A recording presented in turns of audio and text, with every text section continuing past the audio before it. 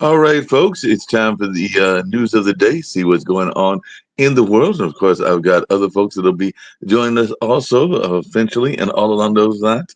Today is January 16th, 2025. And of course, that means that we're only 4 days away from the inauguration of Donald Trump for the presidency for the second time.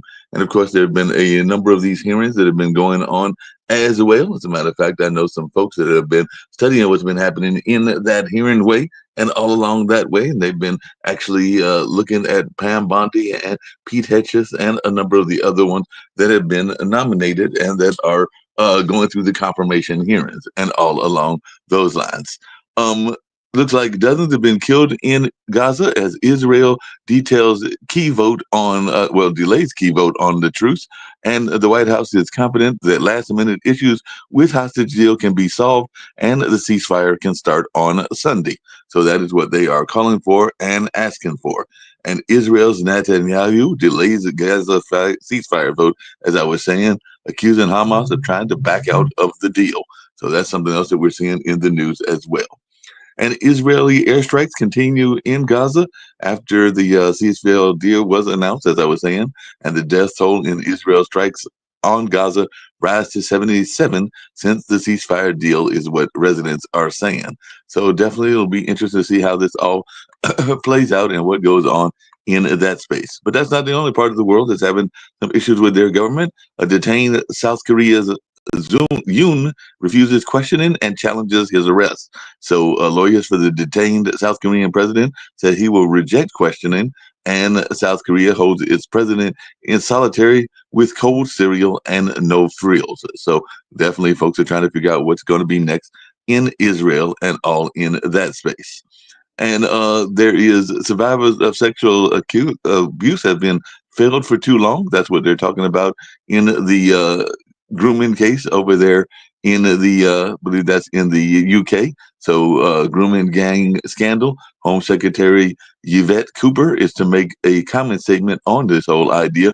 So the grooming gang delusion is finally being shattered, according to what the Spectator is saying. And Britain's rape jihad scandal exposes flaws in America's immigration policies. So that's something that people are talking about as well. And Keir Starmer finalizes a 100-year security and economic pact in Kyiv to show solidarity. So UK Starmer was in Kyiv for security talks with a pledge for a 100-year partnership. So Russia strikes Kyiv as UK's Starmer arrives to sign a 100-year treaty with Zelensky. So they're hoping to have that treaty that'll be in place for 100 years. And I know that oftentimes Nick is talking about those ancient folks and everything like that. Well, ancient Celtic tribe had women at its social center. So continental influx and pervasive uh, matriarchality in Iron Age Britain, Celtic women have held sway in the matrilocal society. So Iron Age men left home to join wives' families, DNA studies are suggesting. So maybe the wives had more impact than the man in that particular society and all along those lines. And Saif Ali Khan, a Bollywood star, is out of danger after attack at his Mumbai home. So, attacker entered the home of Saif's son Jah, demanding RS-1 drone, according to some sources. And looks like they were looking for that or RS-1 core is what it's saying and everything. So definitely it looks like the son Ibrahim Ali Khan was rushed the injured Saif to the hospital after the knife attack. So it looks like he is doing better and is out of danger, and that is some good news from that part of the world. And I know that part of the world has also been celebrating a major holiday as well. And like I said, Trump's transition is going on and everything, and the LA wildfires are still going on as firefighters are making progress as the winds ease. So aerial fighter leaders say flames should be a wake-up call. So we'll see if it's a wake-up call to that part of the world. And Biden warns of the dangers of the oligarchy of ultra-rich tech industrial complex running the country. So definitely that's what he's saying. And I know we've had some folks on this network that have talked about that as well. So maybe they've been listening. Maybe Biden's been listening to our show and hearing Jatovi's comments and everything like that. So he is warning about the ultra wealthy oligarchy after big tech CEOs warmed to Trump. So one of the things that was said in the farewell speech was, "May you all be keepers of the flame." So definitely that's something that's going on as well.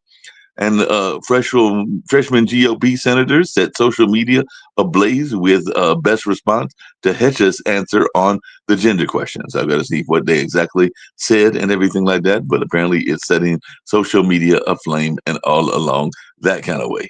And it looks like a TikTok ban could be out there. I know some folks, including I think Kim, that are not big fans of that. And CNN is asking TikTok will be banned without a savior. And some people are wondering what are some of the alternative app users that folks might be flocking to. I've heard a couple of names, and maybe there's some competitors that people will be going to in that space. And the Treasury Secretary nominee, Scott Bessent, is to make a call to action during his hearing. He's saying it's a generational opportunity. So definitely we'll hear what his proposals are, as Trump's Treasury pick is to tell a new economic golden age. And Trump's transition for updates. Definitely folks are talking about Doug Burgum and Pam Bondi, and witnesses are to attend their confirmation hearing.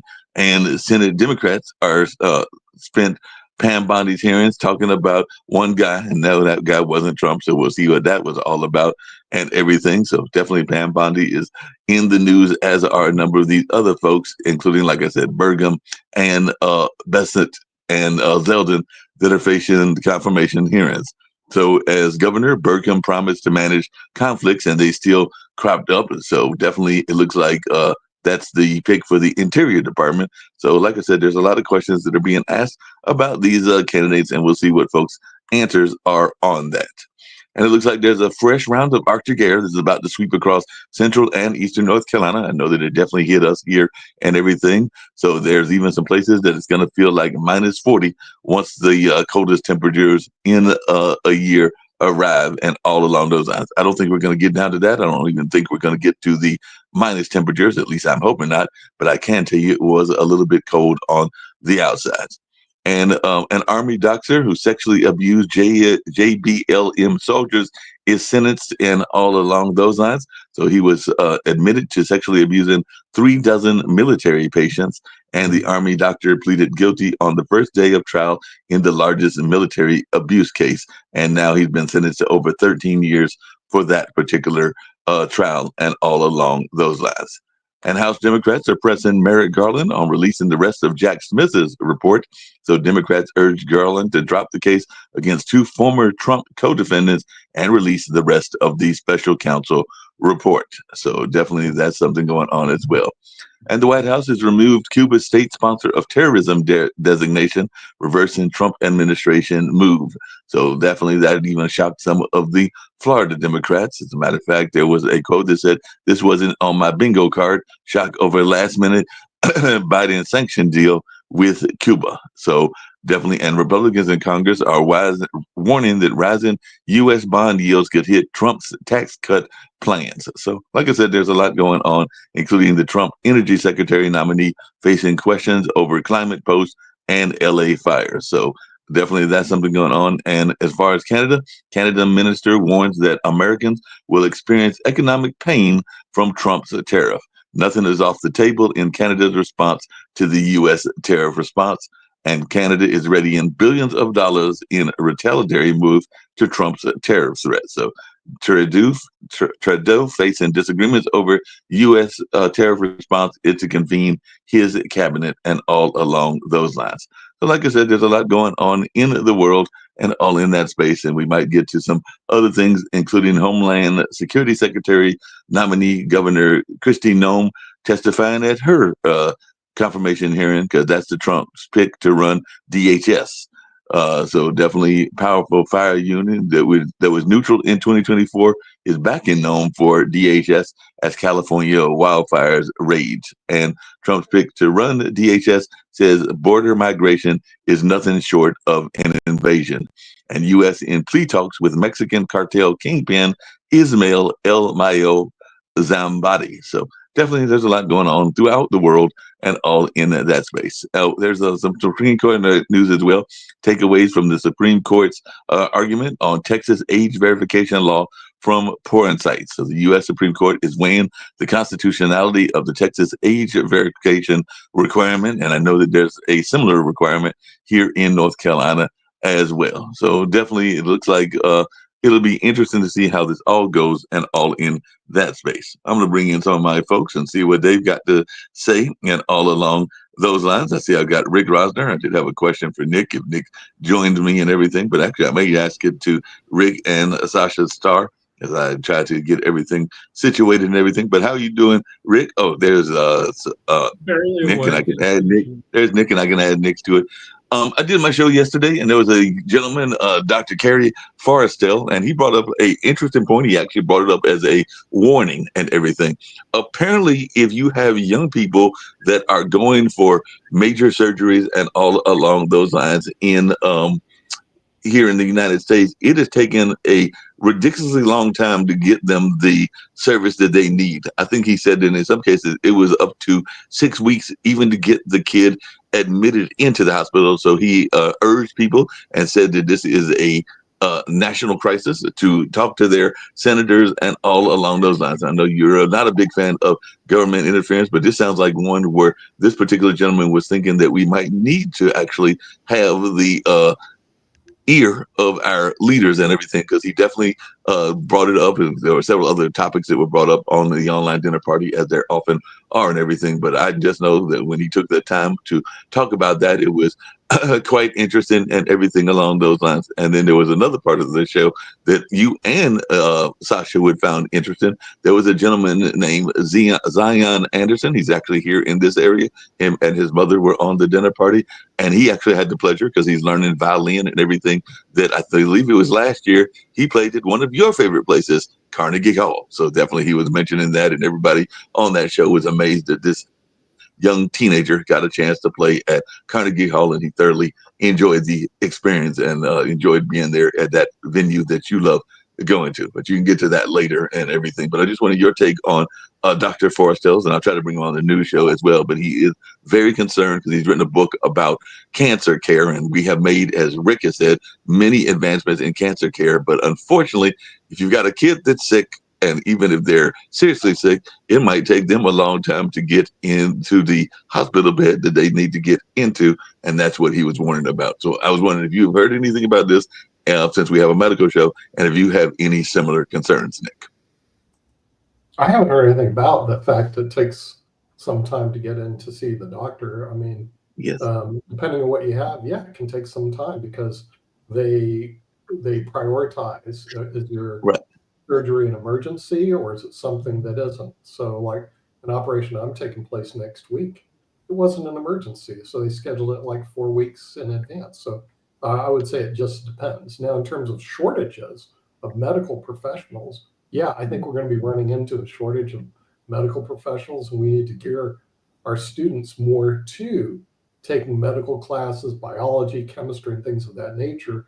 But our education system is so screwed up they're not doing anything. And that's part of the reason I don't care if they get rid of the Department of Education. They're not educating kids for the right jobs anyway, so get rid of them. Yeah, right.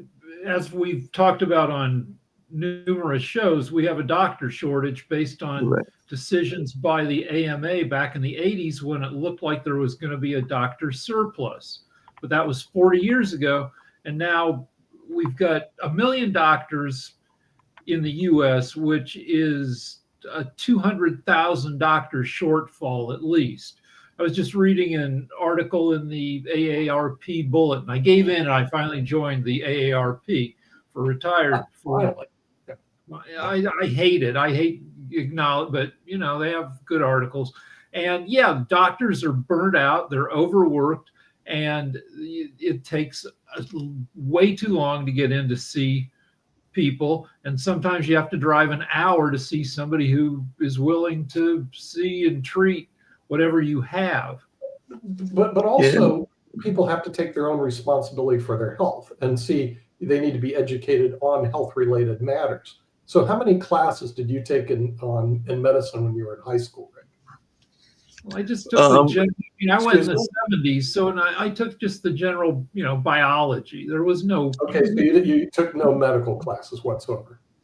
No, but There wasn't any Nick, available to take. yeah, Okay, let me there was ask Sasha's from Canada, is in the Soviet Union. How many medical classes did you take, Sasha? Well, my late mother was a doctor, and I've read a lot of her books and encyclopedias, so I have a little bit of a knowledge. But unfortunately, medicine was not something that I was interested. I'm interested in many other areas, but medicine is not one of them. So generally, what you want to take to get ready for pre-med and all is chemistry. And I hated chemistry.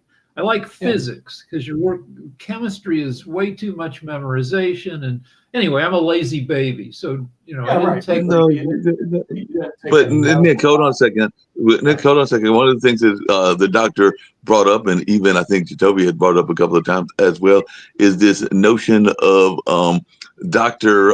Google and everything. So he did say a lot of people unfortunately are going to Dr. Google. He gave some examples of people that went to Dr. Google and then they had to come to him as a certified doctor and get the correct treatment because they had done something basically stupid in their own self-treatment and everything along those lines. I think he gave an example of somebody that had put some tea bags into their nose because that was like one of those cures that you can find in Dr. Google and everything. And then they had to get that sterilized. They had to get the tea bags removed and a number of other things. So he was warning people that Dr. Google can be a very problematic thing as well.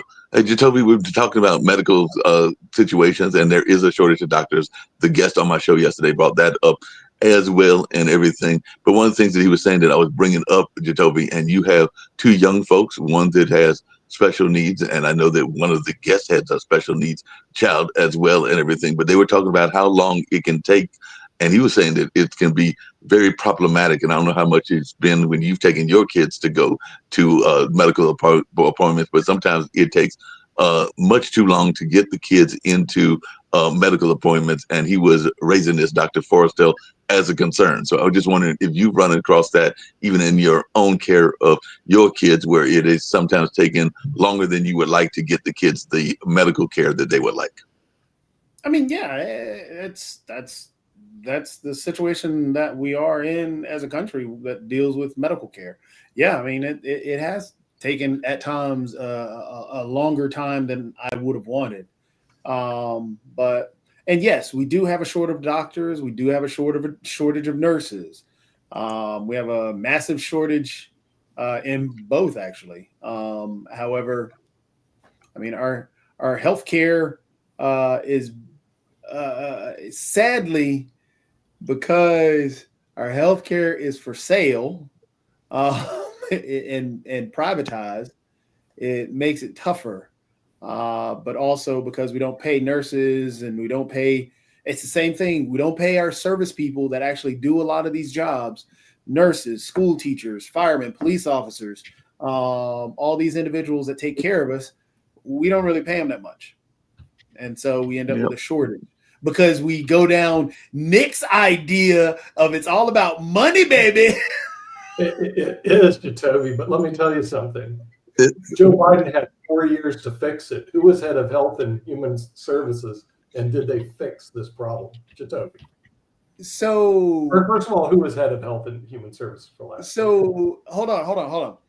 You're wanting Joe Biden to fix our healthcare system in 4 years with the least effective Congress, and it's not going to happen, especially when there's a pandemic running rampant from the last administration, as well as a powder keg in the Middle East, stuff going on with Ukraine and Russia.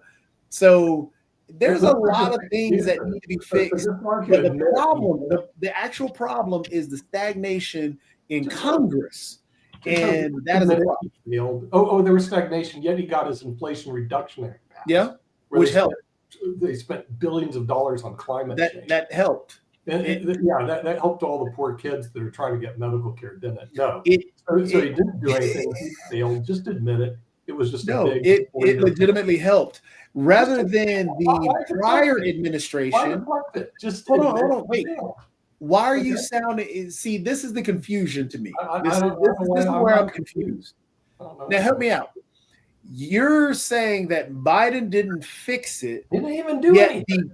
the incoming administration and the administration before him want to repeal what you want to be fixed. And so repealing or taking away what you're asking to be fixed is a worse situation than the slow-moving incremental progress that is happening. Slow moving incremental progress. So that's what you're calling it. When you're an abject failure, you just call it slow moving incremental progress. But let me tell you something. Normally, I would say RFK is a lunatic. You should never be part of it. But because of the last 4 years failure, the lunatic might do better than they did the last 4 years because they didn't do anything.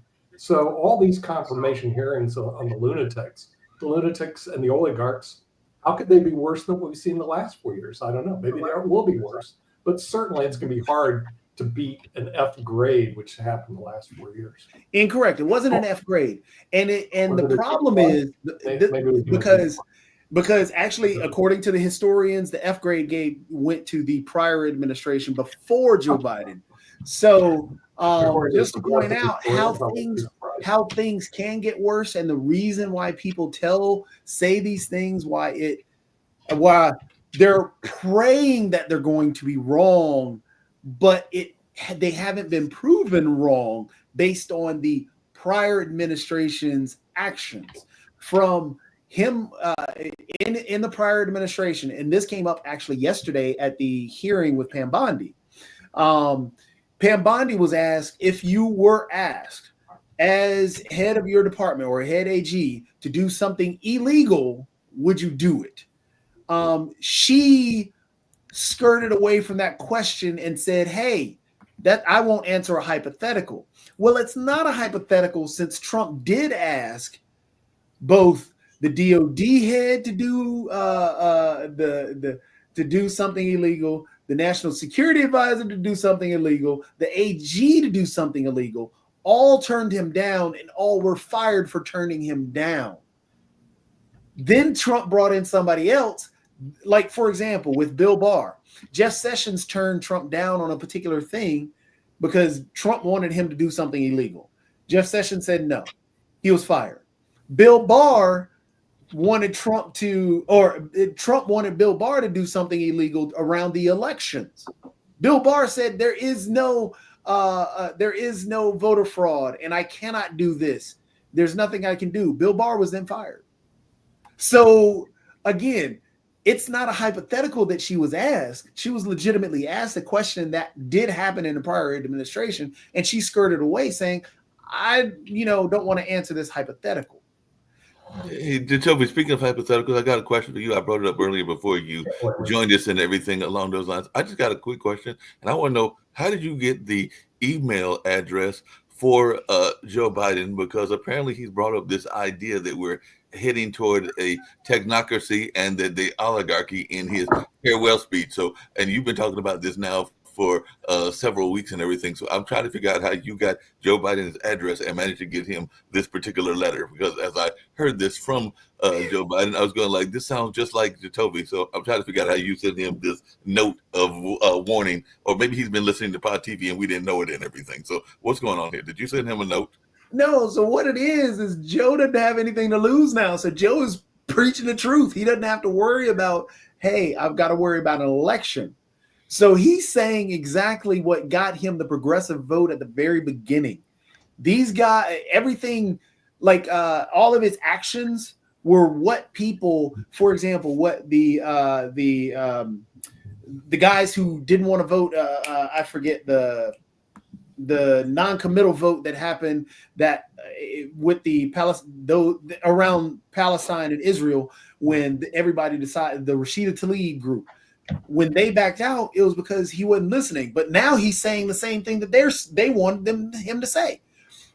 Same thing with the oligarchy thing. People have seen this. People wanted to said this at the beginning. I've said this. In reality, Mark, it's just a progressive talking point. And in reality, the oligarchs are what they call successful people. So the successful people in the United States are going to take over. They want to call them oligarchs. And the failures of America are being dismissed. I don't see anything wrong with it. If you want to call them oligarchs, you can call them that. If you want to call them successful entrepreneurs, that's probably the correct thing to call them. So now we're going to be run by successful entrepreneurs rather than the failing socialist communist. Hey Nick, along those same lines, you have said several times that you. Nick, along those same lines, you have said several times on this show and other shows that you came from royalty and royal families and all along those lines.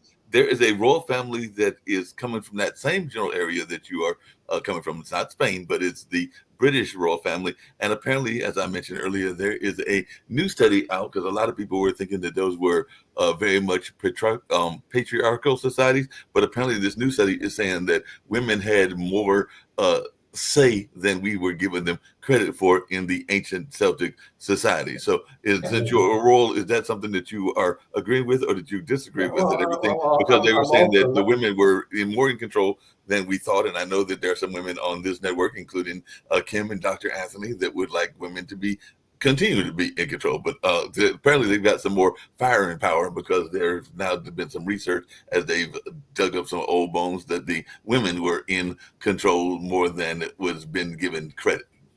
I want to finish the previous topic before we move on. So the electorate is 25% Republican, 25% Democratic. They're locked in. Most of those people will vote. What you're fighting for is the 50% not paying much attention vote.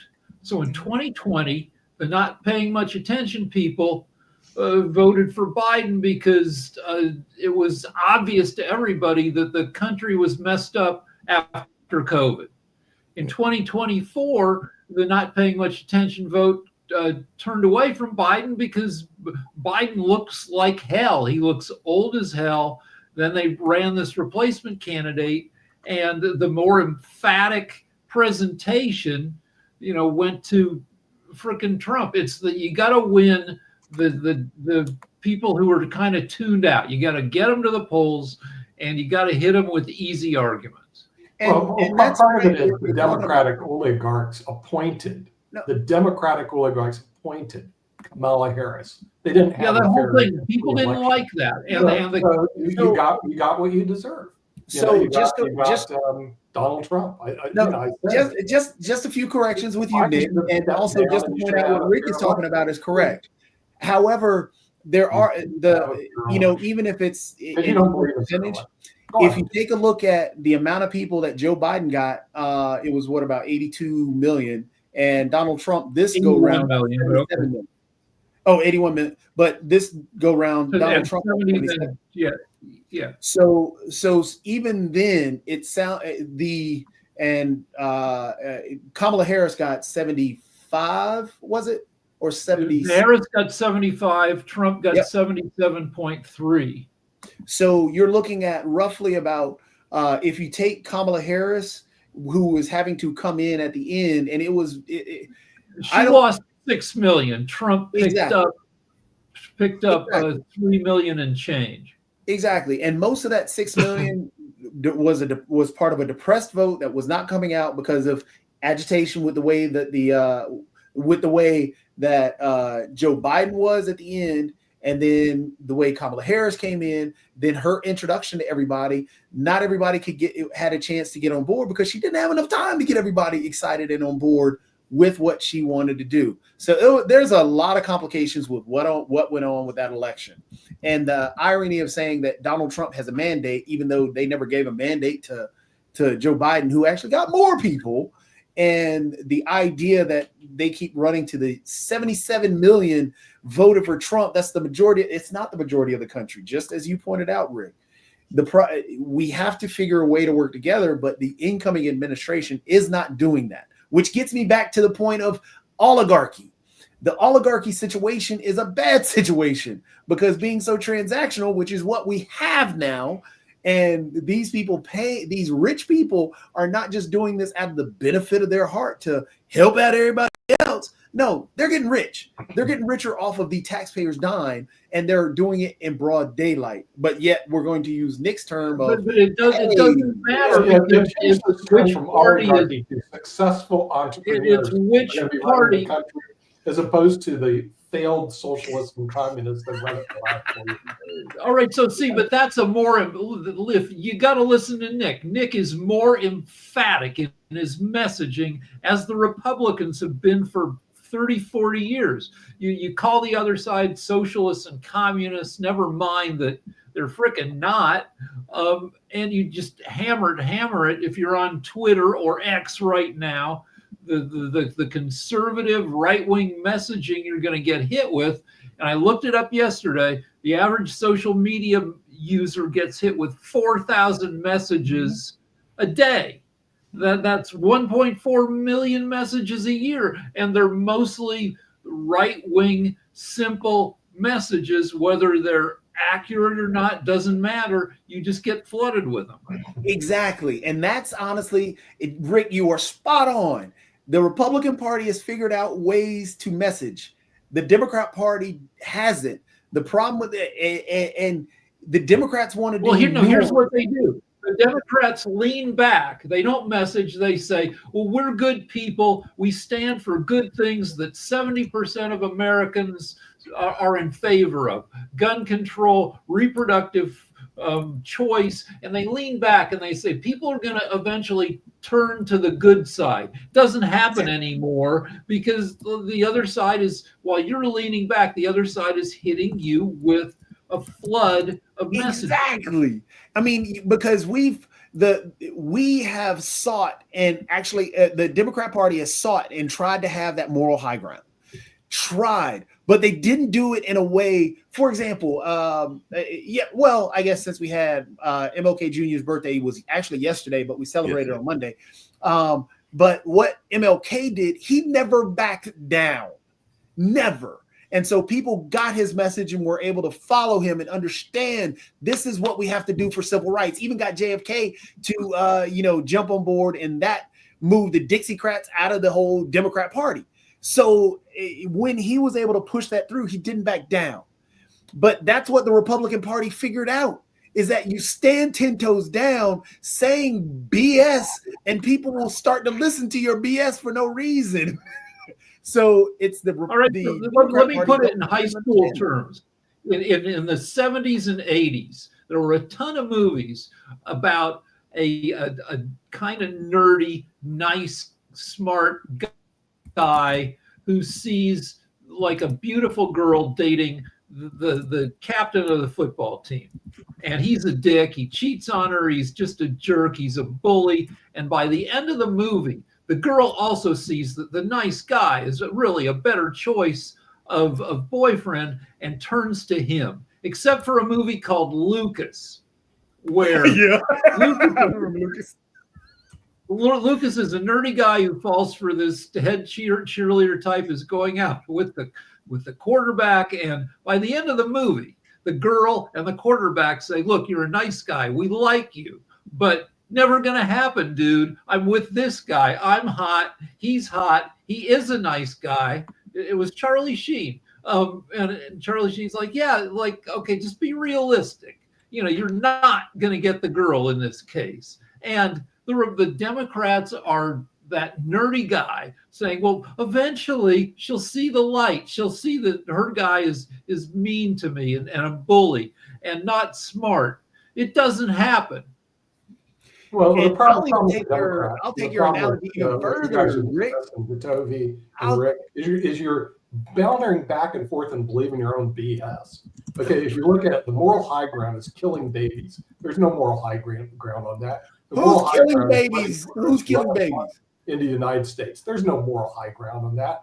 No, it's a messaging. Hold on. It's the killing babies. You're spending $300 billion on climate change and let inflation rampage all the poor people in the United States. There's no moral high ground on that yet. All your conversation says It's all moral high ground. Well, whose morals are you talking about? Oh, also to add insult to energy, let's bring in all the drag queens in, because that's what we want our kids to see every day. There's no moral high ground on that. Here, so you're saying you're taking a moral high ground. Whose morals are you talking about? No, so these are all messaging fail. Hold on, these are all messaging failures on the part of Democrats. For instance, Roe, the Supreme Court decision that legalized abortion nationwide, has language about when you can't give abortions. It talks about the third trimester, that you can't just willy-nilly abort babies in the third trimester. I didn't know this until 2 years after Roe had been knocked out, because nobody messaged me that. Somebody finally said, look at the language in Roe. Like the Republicans have been saying, abortion's allowed through the 9th month, and even after birth, you can, a baby's alive on the table, came out of the woman's vagina, you can still stab it to death under Republican law. And you're also going to have a hard but time. The Democrats failed in their completely failed in their message. So honestly, that's even a little bit more detailed. Hold on, Nick. Hold on, I got you, Nick. Over the government. I got you. Call them oligarchs. I got you now. Let's go to the successful entrepreneurs. Even Peter Hicksman, whatever his name is, valedictorian. You talk about the guy who raped a woman, who's trying to be head of the raped woman and got drunk. A smart cookie. Yeah, you want to list them as a quote oligarch. And you want to put an idiot in there that doesn't know anything. Good luck. Good luck with that. I got you. As they say in Pawn Stars, it ain't happening. So this is it's an example of the messaging, and it's all about the messaging, because the messaging is, hey, I'm gonna be a bomb thrower and throw out, oh, they're a baby killer. Nobody's killing babies. Absolutely nobody. No, because you're going to ride with that whole thing, because that draws an emotional attraction. And because that brings in that emotion and that feeling, oh, I can't hurt this, I can't hurt that, because you're killing babies. I'm going to ride with you. I don't want to, but nobody's killing babies. The problem with the Democrat Party is they hadn't figured out a way to explain what abortion is and actually educate people to a point where it's about, it has nothing to do with killing babies. Same thing when you talk about drag queens. For example, you would be safer at a drag show than you would be at a Catholic church, because there's more actual pedophilia happens in a Catholic church than it does at a drag show. But yet you're not going to ride with that. You're not going to message that, or you're not going to understand that, because it runs into that twofold. Because what happens is people say, well, you hate religion and this and that. No, we're just pointing out a fact. The facts don't ride with what you're saying, but you say it so much and go for that emotional attachment that messaging sticks. Nothing. None of your statements have any support. Everything I said is true. With Pete Hegseth, with Pete Hegseth, it doesn't matter whether he's smart or not, drunk or not, rapey or not. What matters is the Republicans have 53 senators and the Democrats have 47. And if you have reservations, as Joni Ernst did about his behavior, you will get barraged by MAGA messaging and threats, and you will get in line and you'll vote for the guy. He's going to get confirmed.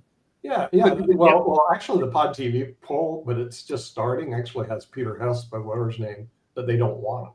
But we'll see how the poll progresses. I'm very curious to see what the LinkedIn. And when it comes to drag queens, nobody freaking gives a crap. Nobody wants the drag queens, but the Republicans successfully hung the drag queens around the Democrats' neck, because the Democrats are, everybody deserves a chance to be their true self, and didn't do any messaging about limits. I hope you guys know when you have the bunch of. It is exactly what you said, Rick, because there was this whole argument about transsexuals and all the other things. Yeah, we don't want to see them. Ran ads around that. That was Donald Trump and the GOP. What did they run on? Oh, they're coming to get your girls. The drag queens and the transsexuals are coming. We must protect women. It's an emotional thing. It has no basis in fact. It has nothing to do with reality. For example, you can't even name me 3 three actual trans women in sports. You can't. Why? Because there aren't that many across the state. Most states don't even have a trans woman. I have zero interest in it. Has anybody but me been to drag? Like, has anybody here but me been to drag shows? Yeah. All right, you've been. Let me talk about how it I was goes. in New York when I was a kid, and I saw them for the first time, and I will tell you, it was not a good experience. Did you watch Let me talk about how a drag show works. Let me talk about what a male experience at a drag show. So I've been dragged to a couple by my wife. I got dragged to Hamburger Mary's drag brunch in West Hollywood with my wife and kids. But here's how it works. You watch the show. They come out, they sing a song, they dance through the audience for tips. They try to embarrass you the way a stripper does. You stick $1 in their store, hand them it, and what you're thinking is like you see 6 or 8 drag performers, and for like 6 of them, you're like, okay, yeah, all right, whatever. And then 2 of them, you're like, well, they are pretty hot.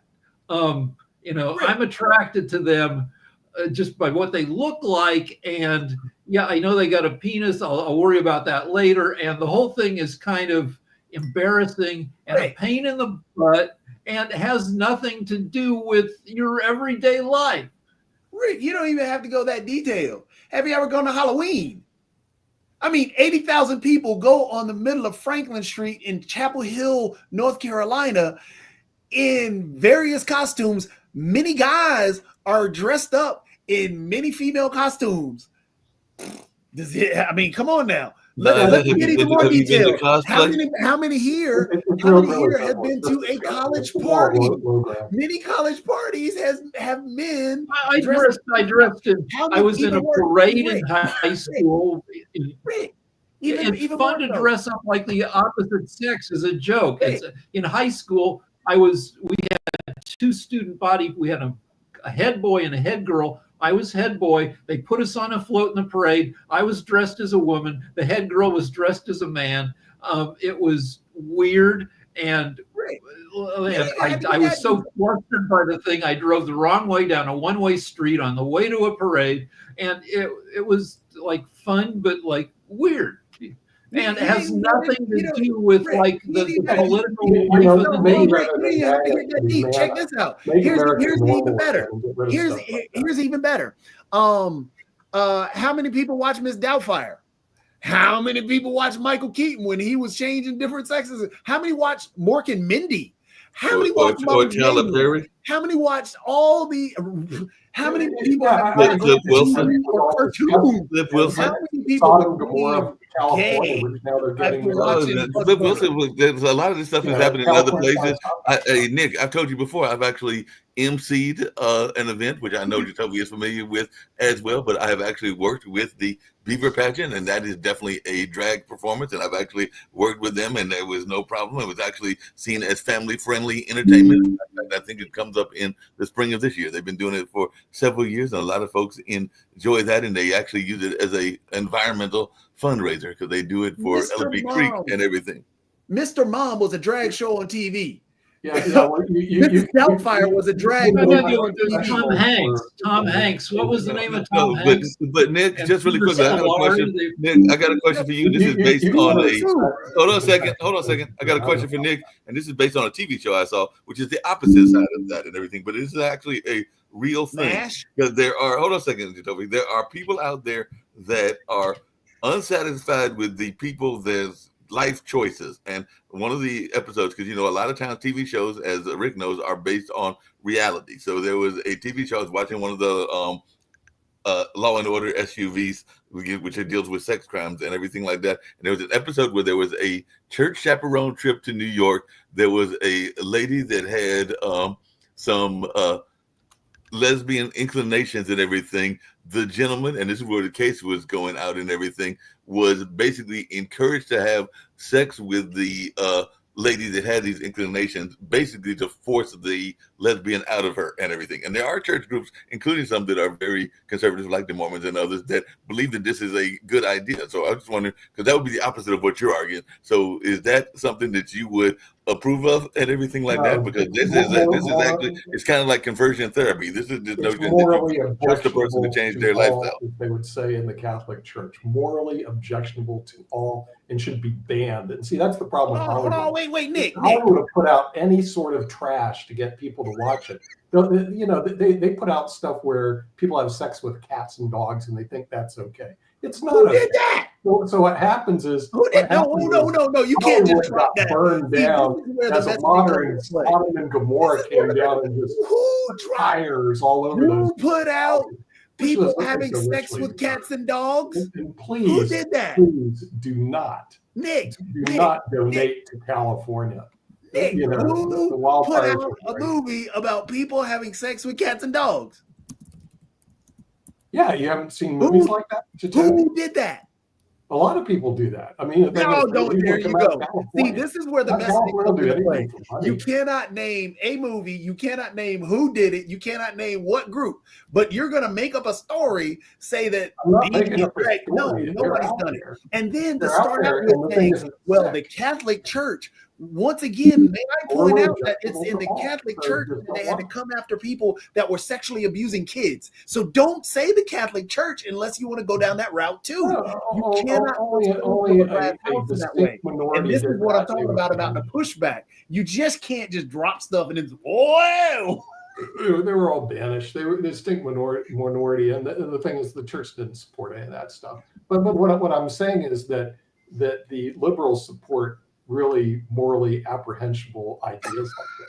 And they just got to stop it. It doesn't help the United States of America. West Virginia, they're still marrying there's still areas of West Virginia where they're marrying their younger cousins, and you still have the other laws that are on the books that the conservatives don't want to pull off. So let's talk about Los Angeles, where I live and have worked. Los Angeles is the opposite of Sodom and Gomorrah in that the bars here close by law at 2 a.m. compared to New York, where they go all night. And most bars are empty by midnight because people work here. This is an aspirational town. People come out here to try to get jobs in show business, and the people who are good at it work their asses off. The people who are lazy and the people who might populate Sodom and Gomorrah last 3 months.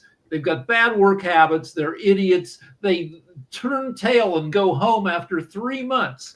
Like in the 70s, apparently, before I ever worked in entertainment, there was a ton of cocaine and sex and in entertainment. But in my office, where I worked for the longest time, there was no cocaine. Nobody was doing bad drugs. Some people were doing Adderall, so to work harder. And what we all took in my office was fiber gummies so we could shit, because we were sitting at our desks for so many hours we got constipated. It's not Sodom and Gomorrah. If you look at today's stars, like Tom Hanks, accused of eating babies for some drug by the QAnon lunatics. No, Tom Hanks has been married forever. Tom Hanks works his ass off. Everybody, and his house was spared, and rightfully so. So was the Getty Museum. Its house was spared. But some of these other people's, their houses weren't spared. But that's not God pointing a finger saying, "Oh, well, a GoFundMe campaign for the millionaires and billionaires." But they're not doing it. If millionaires are having GoFundMes, then but hold on a second. That's actually something that Dr. Forrestal brought up as well, and everything, which is this notion that actually, because of the insurance and everything, GoFundMe is actually the largest way that people are able to get medical care these days. So it is it's a known fact that if you want to get treatment, it's not just the rich folks, for cancer and for a number of other things, that is actually the number one way that people are finding to get their cure. That's something that Dr. Forrestal brought up on the show yesterday, because if you want to get your medical bill paid, that is the number one way that people are going, is they're using GoFundMe and things like that. And it's not just the rich folks that are doing that. This is downright poor people that are doing it. Wait. This goes into the messaging again. This goes exactly into the messaging. You're ranting and raving about rich people asking for money, yet the man who is now leading an oligarchy begged people for money and still hawks golden shoes and hats and everything else because he's begging those same exact people that you're saying shouldn't get money. He's putting them in office and also having them beg you for money as well. And he's So, not begging, he's how selling is- products. There's a difference. Okay. See, the people in California, they're begging Selling for money. products? Selling crap. He's selling crap at $1,000. Yeah, I got a question for Nick, and maybe Sasha wants to jump in this as well. Please, How do you Don't, feel don't about ask the? me or the Hold on a Let's second. bring government. Sasha in. Well, let's Yeah, hear from Nick, Sasha. and maybe Sasha wants to answer this as well. How do you feel about? Hold on, Nick. How do you We're feel not about ready. the religious people that oftentimes beg folks for money? I remember the case of, I believe it was Oral Roberts, who basically begged his congregation to send a certain amount of money, and if they didn't get that certain amount of money, he was going to heaven. I think he went to heaven later and everything, but or wherever he went. But I was just wondering, what is your thoughts around this? Because there are a number of churches out there of all denominations that are getting their poor congregation to send them money. The whole Reverend Ike thing is not a black. Hey, look, Mark, if you and Jacoby want to send the billionaires and millionaires that create The Catholic Church is one of the richest. Go ahead. No, I'm asking, how do you feel? We're not talking about millionaires and millionaires. I'm asking, how do you feel about churches going after this? The churches going after their congregation and poor people, and even the Catholic Church. How do you feel about folks going after people that are asking for money that they don't have? How do you feel about that? That's what I asked you. God gives you 2 years, so you do twice as much listening as talking, but you don't. Okay, so here's the deal. If you and Jatovian and Sasha, you want to give those millionaires and billionaires money, fine. I have no problem with that. But don't ask me as a taxpayer to have the IRS come down on me That wasn't the to question. take my That money wasn't the question. as taxes and turn around and give it to those people. You're over here when we're talking about over here. I don't want to do that. So when There are they tax breaks to church. Hold on a second, Nick.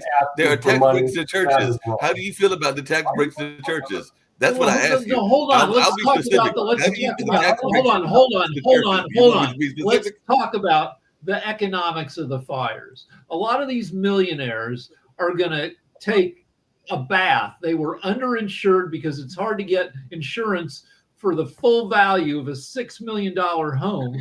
So these guys are maybe get 1/8 back on their house that burned to the ground. They suck up the 4 million. They're not going to get, a millionaire isn't going to get $1 million or $2 million just from the state of California or from the feds. A millionaire might get $800 in emergency funds from FEMA, because that's what FEMA gives you immediately after a disaster to go buy food and maybe a couple nights in a hotel. But I also, go back to Sodom and Gomorrah, because I've seen the sodomites in this town. And Jatovia will agree with me on this. I believe. I have a theory.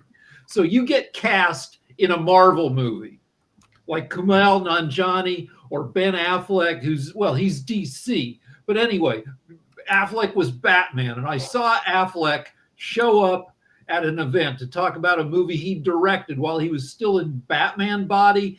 And what happens is you get cast in this movie and they assign you a dietary and exercise team. And they say, you're going to take these supplements. You're going to eat 6,000 calories a day. You're going to work out 3.5 hours a day. And I saw Affleck, and Affleck had like an extra 40 pounds of muscle, and he looked uncomfortable as hell. He couldn't move. He was stuffed into his suit. His blood pressure was elevated because from carrying all this extra superhero muscle around. Same for Kumail Nanjiani, who they turned into a super. If you get cast in one of these movies, they give you the perfect body through insane amounts of work for 6 months. And I believe that you are too freaking tired and miserable from being this routine to even get up to any sexual hijinks whatsoever. Jatovi, do you agree? You're exhausted. You feel like crap. You look great on camera, but also for people like Ariana Grande. Now, like she looks weirdly skinny, but like she came up the Disney pipeline. I believe that people in this pipeline of entertainment, these huge celebrities, are so put upon with the demands of what they do. Now they make a ton of money, so it's worth it, but they're too tired to get up to Sodom and Gomorrah. They just want to frickin' take a nap. Yeah. That makes sense and everything. Hey, Sasha, what are your thoughts on all of this? You've been kind of quiet over there and everything, but we were winding down. But I definitely was trying to get to you. And I don't know if you got any thoughts about my other comment, which is the young kid that got the chance to perform at Carnegie, since I know both you and Nick are big fans of Carnegie Hall. But any of the conversation or any other things that are going on in the world that you had thoughts on, including the Israel situation? Okay, thank you for the question, Mark. There are a lot of things. Let's discuss Carnegie Hall situation. Basically, Carnegie Hall, if they were smart, they could rent it, say, a few $1,000s for, say, 10 minutes.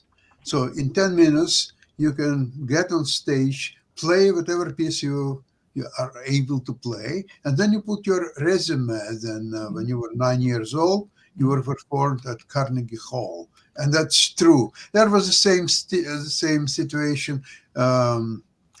Great pianist Vladimir Horowitz. He was traveling, and also his regime was quite irregular. He would get to sleep at 6 a.m. and get up at 2 o'clock during the day.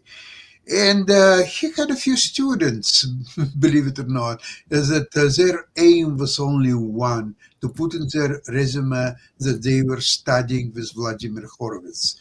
Now, what means study with Vladimir Horowitz?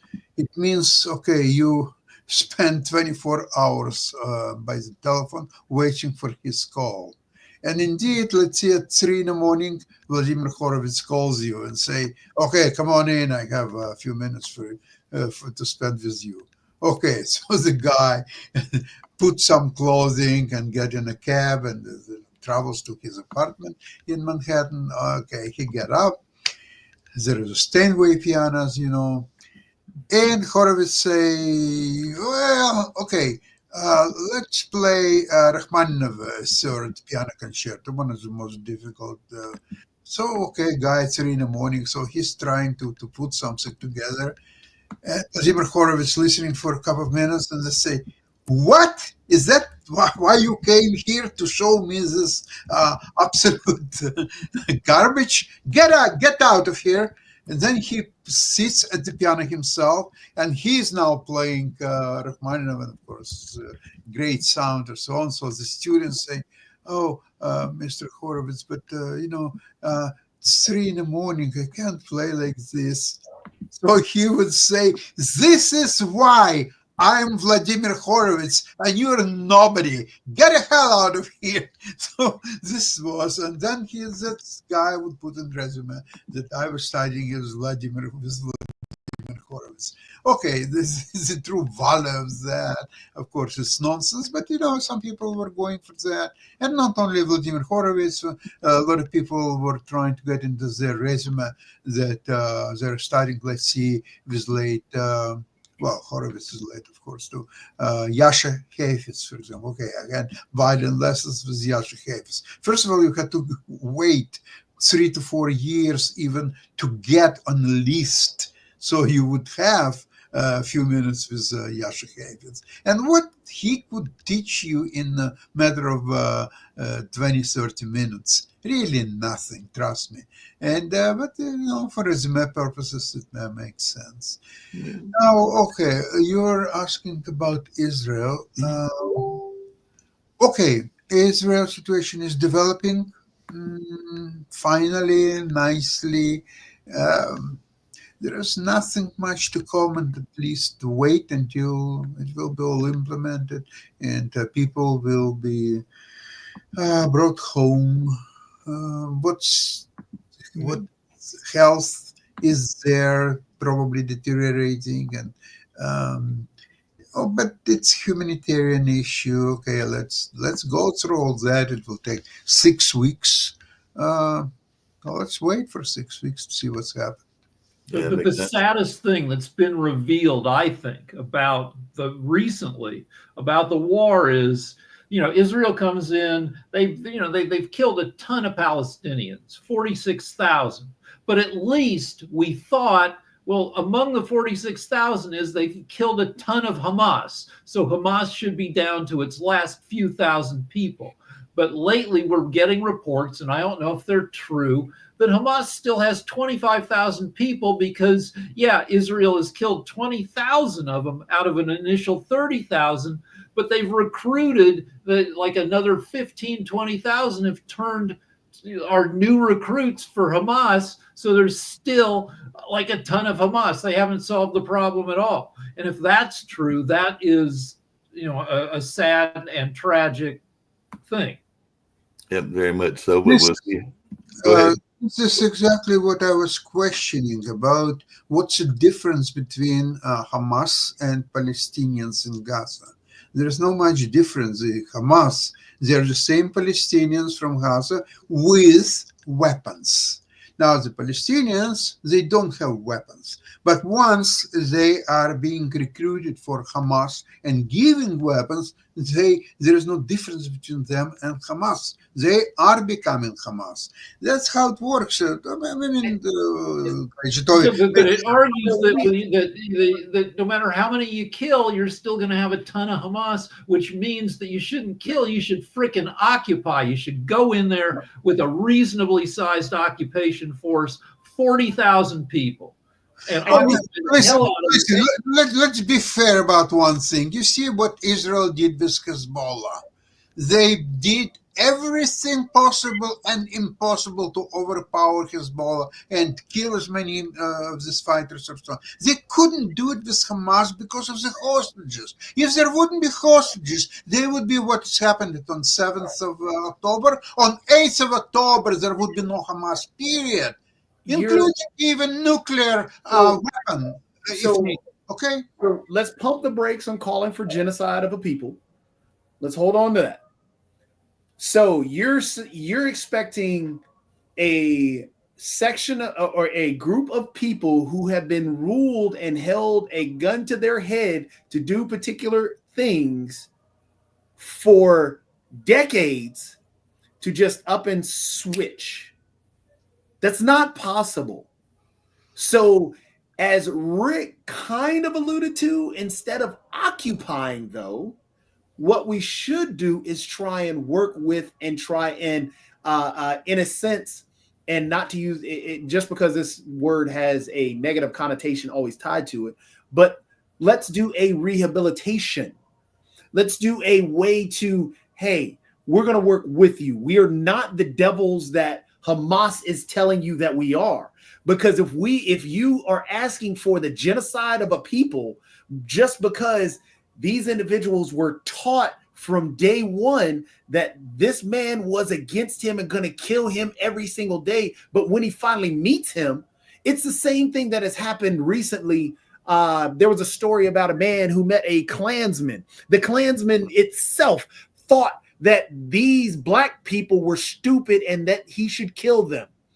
But when he met that black individual and they spoke, he was able to broaden his view of him, and he actually left the Klan due to that.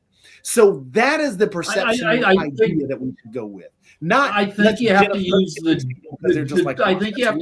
German model, where in Germany in 1945, a lot of people, millions of people in Germany had been Nazis for 10 years, and they didn't quit wanting to be Nazis. They just didn't want to.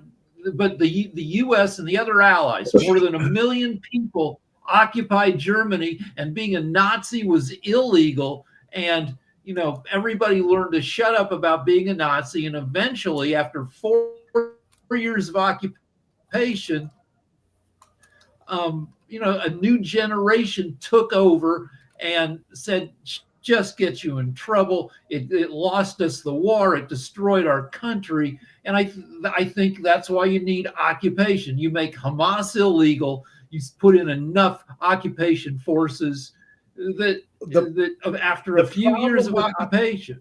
But Rick, the problem with occupation is that's exactly what the wars were fought over in the first place. Because these individuals, the Palestinian people and the people of Gaza want their land.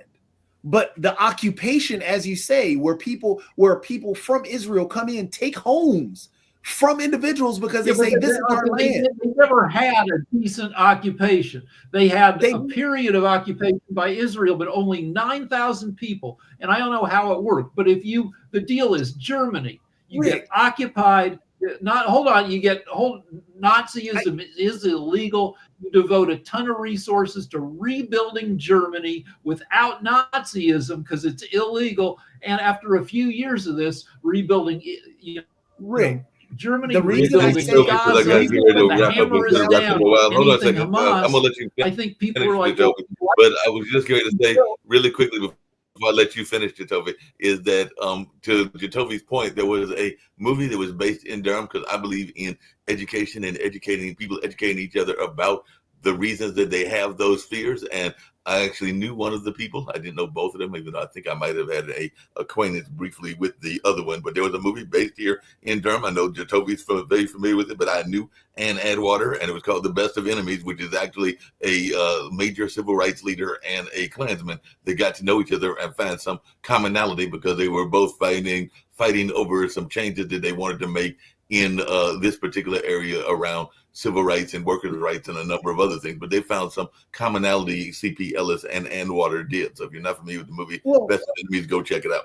Well, there's that, plus everybody wants to bring down Robert Byrd. Well, Robert Byrd was a reformed Klansman who helped out with a lot of other things. But regardless, getting back to the occupation idea, okay?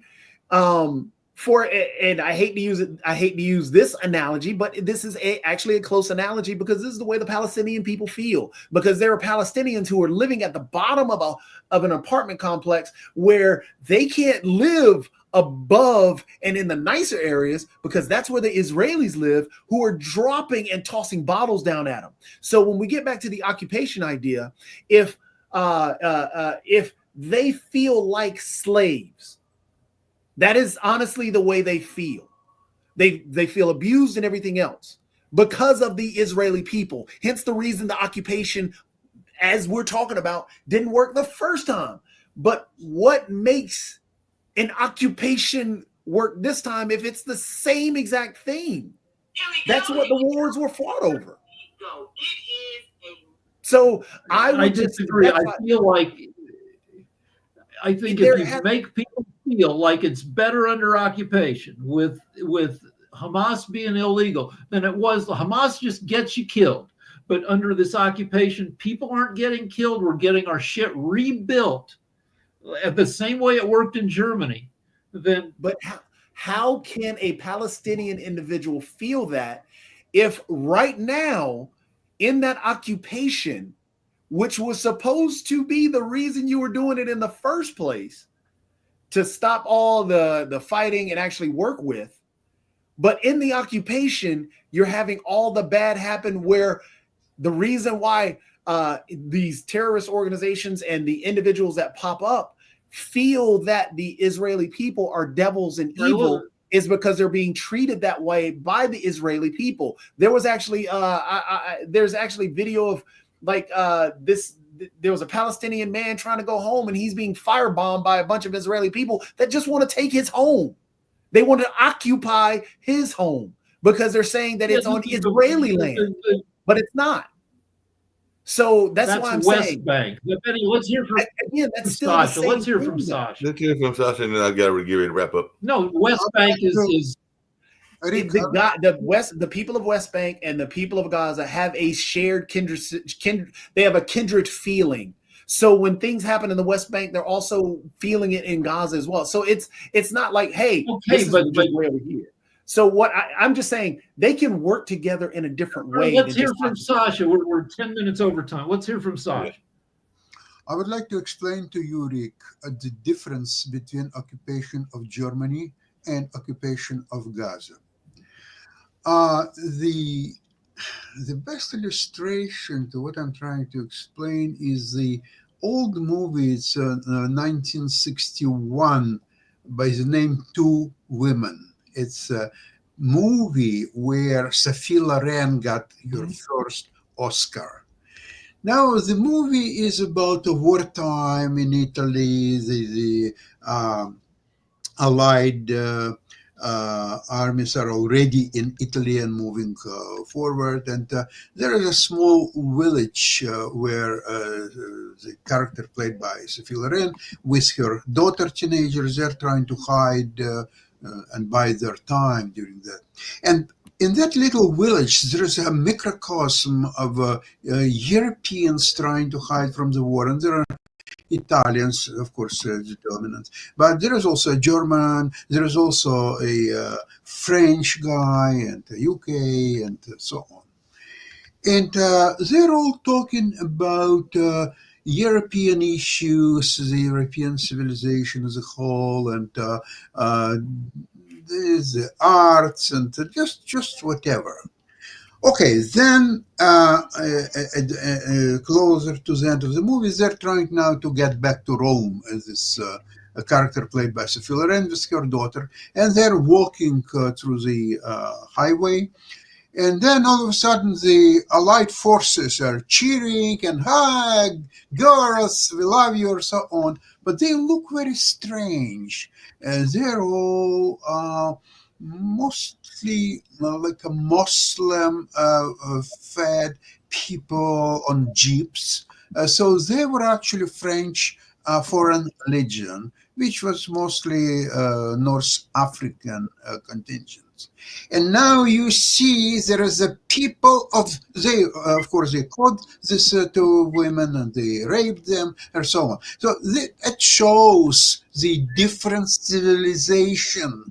There is no understanding between these two different civilizations. The Western civilization, which Israel, of course, not just part of it. It's one of the founders of the Western civilization, and backward people who are living like they would live 2,000 years ago, and there are no shared any values, and so on. So this is occupy, not occupy, or so on. It's impossible to really find a solution to that. They have to somehow coexist. I understand that much, but not beyond that. There is no integration of any kind. These people are backward, and the best way is to just to move them somewhere else. But the problem is that no Arab country is willing to take them. No Egypt, no Qatar, no Saudi Arabia. No one is willing to take them. Even Jordan or just anybody.